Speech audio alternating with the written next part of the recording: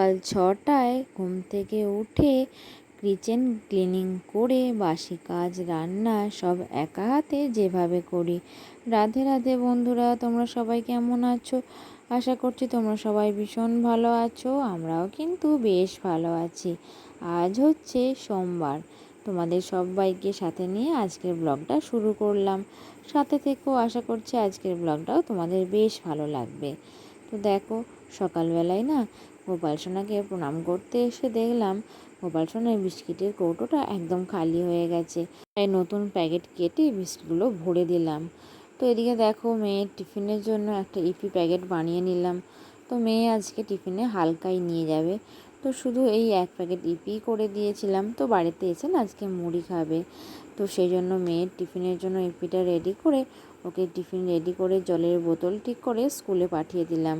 তো তারপর সকালবেলায় না আজকে ভাবলাম যে এই রুমের বালিশের ওয়ারগুলো আর বিছানার চাদরটা কাচতে দেব। তো সেই জন্য কি বলো তো, বালিশের ওয়ারগুলো খুলে দিচ্ছি আর বিছানার চাদরটাও তুলে নেব। আর আমাদের রুমের বিছানার চাদরটা তো কালকে রাতেই তুলে রেখেছি। তো ছেলে তো নোংরা করে ফেলেছিল, তো আমাদের বিছানার চাদরটাও তোলা আছে আর কি। তো এগুলো সব একসঙ্গেই কাচা হবে। তো দেখো, চাদরটাও তুলে নিলাম। আর কি বলো তো, বৃষ্টির জন্য না এই বড় বড় চাদরগুলো কাচতে খুব ভয় লাগে। তো এখন যদিও এই কদিন সকালবেলা বৃষ্টি না হলেও বেশ রোদ দেখা দিচ্ছে, আর বিকালের দিকে আবার প্রচণ্ড বৃষ্টি নেমে যাচ্ছে। তো কালকে তো বিকালের দিকে প্রচুর বৃষ্টি হয়েছে। তো যাই হোক, দেখো আমি এদিকে জলখাবার বানাবো বলে না কালকের কিছুটা আলু সেদ্ধ ছিল রাতের আর কি, তো ফ্রিজের মধ্যে ছিল। তো সেটা বার করে নিয়েছি, আর একটা ব্রেড বার করে নিয়েছি। তো ব্রেডটা না ওর মধ্যে কুচি কুচি করে দিয়ে দিলাম। তো তারপর কিছুটা বেসন আর লঙ্কা কুচি দিয়ে এর মধ্যে একে একে হলুদ, লঙ্কা গুঁড়ো আর কি বলো তো একটু ভাজা মশলা দিয়ে দেব। তো তারপর না এটা ভালো করে মিশিয়ে নেব আর কি। তো একটু চাউমিন মশলাও দিয়ে দিলাম আর কি। তো সব রকম মশলাপাতি দিলে না খেতে বেশ টেস্ট হবে। কিন্তু ভাবলাম একটা অন্য কিছু বানাবো। তো ফোনে না একটা এরকম নতুন রেসিপি দেখেছি, তো ভেবেছিলাম সেটাই বানাবো, কিন্তু এক বানাতে গিয়ে আমার আর এক হয়ে গেল আর কি। তো প্রথমেই না সকালবেলায় ওর বাপি বাজারে যাবে বলে না এটা বানাচ্ছিলাম। তো ওর বাপি মুড়ি খেয়ে যাবে বলে এই গোটা কত কি আর কি করেছিলাম। তো ওই মিশ্রণটা বানিয়ে নিয়ে আর কড়াইয়ের মধ্যে না বেশ গোল গোল করে পাকিয়ে আর অল্প পাতলা করে বেসন গুলে ছেড়ে দিয়েছিলাম। তো এখন এই অল্প কটাই করেছিলাম আর কি, তো ওর বাপি খাওয়ার জন্য। তো তারপর ওর বাপিকে মুড়ি আর এই যে বড়াগুলো ভাজলাম এগুলো দিয়ে মুড়ি দিয়ে দিলাম। তো খেয়ে বাজারে চলে গেল। তো তারপর আমি এদিকে আমার কাজে লেগে পড়লাম। তো আজকে না ভাবলাম রান্নাঘরটা একটু পরিষ্কার করব। আর কি বলো তো, রান্নাঘর অপরিষ্কার বা অগোছালো থাকলে দেখবে একদমই ভালো লাগে না। শুধু রান্নাঘর কেন, গোটা বাড়িটা যদি পরিষ্কার পরিচ্ছন্ন সব সময় রাখা যায় তো ততই ভালো হয়। আর আমি কি করি বলো তো, রুটিন করে না আমার রুমগুলো মানে বাড়ির যে রুমগুলো আছে সেগুলো বাগাই।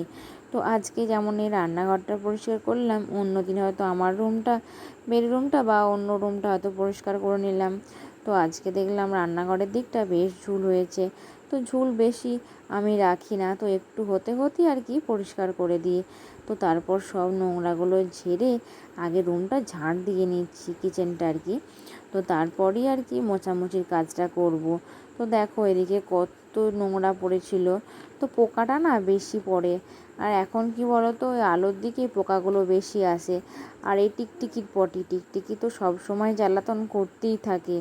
তো টিকটিকির পটি আর এই পোকা এগুলোই যেন বেশি ঝুলের থেকে। তো যাই হোক, দেখো আমি এদিকে না একটা খালি মুড়ির টিন মানে খালি হয়ে গেছিলো সেটাকে তুলে দিয়ে একটা ভর্তি মুড়ির টিন নামিয়ে নিলাম। তো জলখাবারে তো সবাই আমাদের মুড়ি খায়, তো সেই জন্যই আর কি খালি হয়ে যায় বেশি।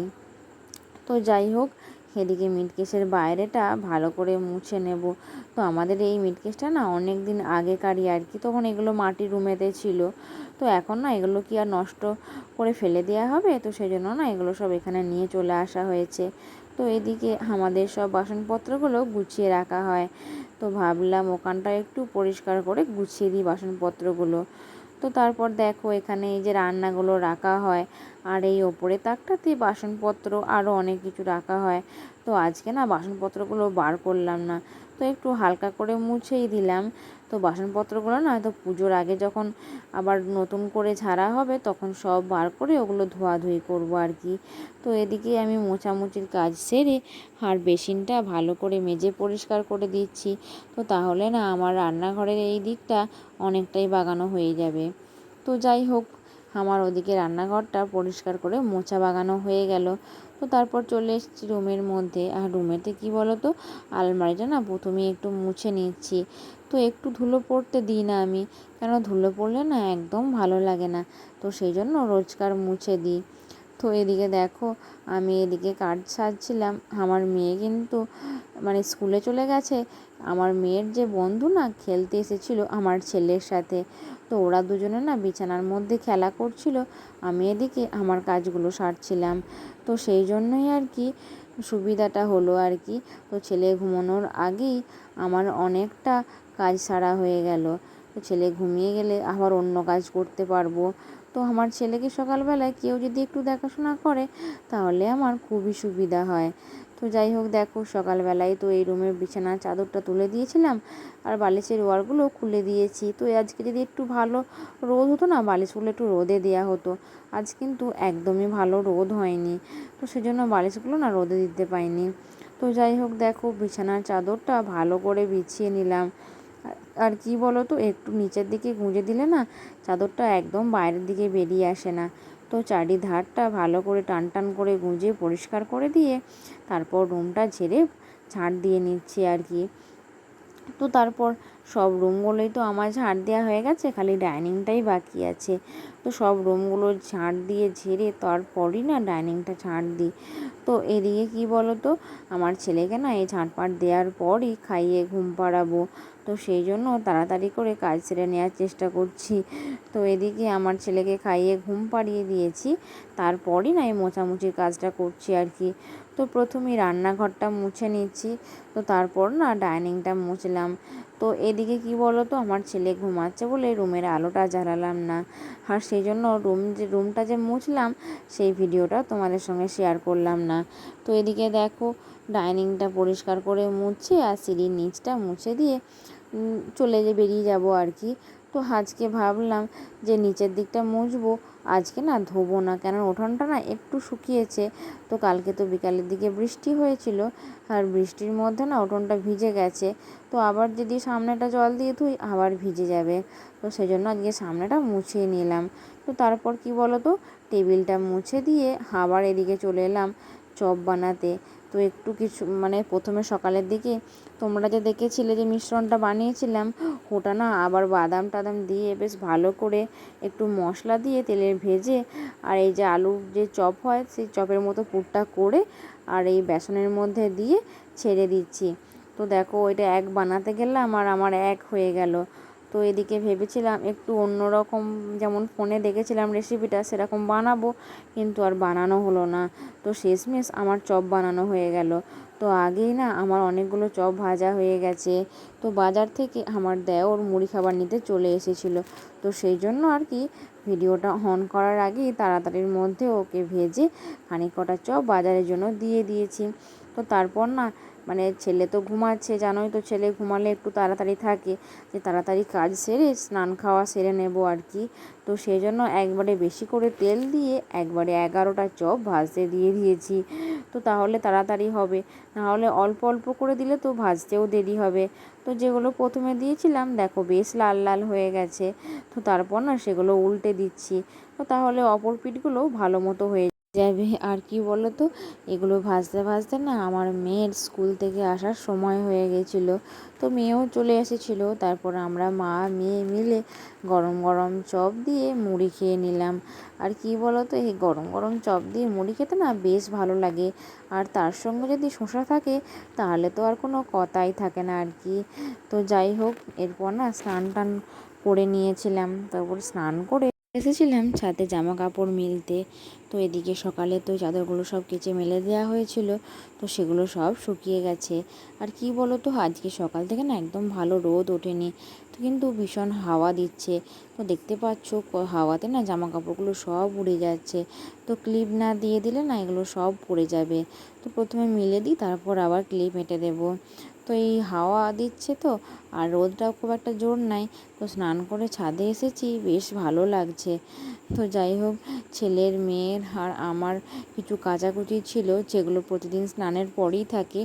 তো কী বলো তো, ছেলেকে স্নান করালে ছেলের জামা যে মোছায়, যে গামছাটা থাকে, আর মেয়ে স্নান করে ওর জামা প্যান্ট এগুলো সব না রোজই থাকে।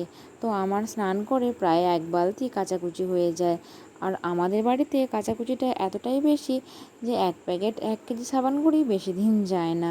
তো যাই হোক, এদিকে মেয়ে না স্নান করে নিয়ে এদিকে শিব ঠাকুরকে চান করাতে বসে পড়েছে। তো মেয়েকে বললাম যে আজকে শিবকে আর গোপাল সোনাদের তুই চান করা। তো মেয়ে এদিকে দেখো সব কিছু দিয়ে শিব ঠাকুরকে স্নান করিয়ে দিল। আমি না এগুলো সব রেডি করে দিয়েছিলাম, মানে দুধ জল এগুলোকে রেডি করে দিয়েছিলাম যাতে ওর একটু তাড়াতাড়ি হয়। তো এদিকে দেখো শিব ঠাকুরকে স্নান করিয়ে মেয়ে গা মুছিয়ে দিল। আর হ্যাঁ বন্ধুরা, অবশ্যই কিন্তু শিব ঠাকুরকে যখনই স্নান করাবে মনে করে কিন্তু ভালো করে গাটা মুছিয়ে দেবে, তারপরই কিন্তু রেখে পুজো করবে। তো তারপর যাই হোক, মেয়ে এদিকে গোপাল সোনাদেরও স্নান করাতে লেগে পড়েছে। তো ঘি, মধু, হগরু, গোলাপ জল, তারপর গঙ্গা জল আর জল দিয়ে মিশ্রণটা করে নিয়ে তারপরে আর কি স্নানটা করাচ্ছে। আর ঘি আর মধুটা তো আগে মাখিয়েই দিয়েছে। তো যাই হোক, এদিকে গোপাল সোনাদের গা মুছিয়ে পরিষ্কার করে সাজিয়েও দিয়েছিল।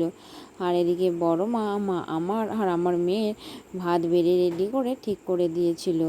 তো এদিকে আমার ছেলের কাণ্ড দেখো, যত দিদি আর খাবার সব ঢেলে এদিকে ওর খাবারের দিকে নজর পড়েছে। তো ছেলে এখন এত দুষ্টু হয়েছে, হামা দিতে শিখে গেছে, যেদিকে যা পারছে এনে সব ঢেলে দিচ্ছে। তো যাই হোক, আমার কাজ আরও বেড়ে গেছে। ছেলে দিন দিন হামা দিয়ে দিয়ে না অনেকটা করে চলে যাচ্ছে। আর কি বলো তো, লক্ষ্য না রাখলে না এই সানের মধ্যে পড়ে গেলে বেশ ভয়। তো যাই হোক বন্ধুরা, আমার আজকের ভিডিওটা এখানেই শেষ করলাম। আবার দেখা হবে নেক্সট ভিডিওতে। রাধে রাধে।